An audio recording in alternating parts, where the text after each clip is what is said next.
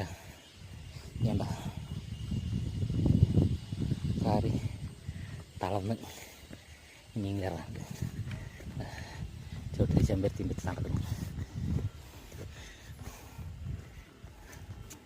അയ്യോ അയ്യോ, ഇങ്ങോട്ട് ശരിക്കും വണ്ടിയൊക്കെ കയറുന്നതാണ്. പക്ഷെ ഇവർ വണ്ടികൾ കടത്തി വിടുന്നില്ല, എന്താ സംഭവം എന്നറിയില്ല. അത്യാവശ്യം നല്ല കുഴപ്പമില്ലാത്ത റോഡാണ്, ഓടിച്ച് കയറ്റാൻ പറ്റാവുന്നതാണ്. പക്ഷെ വണ്ടിയൊന്നും വിടുന്നില്ല.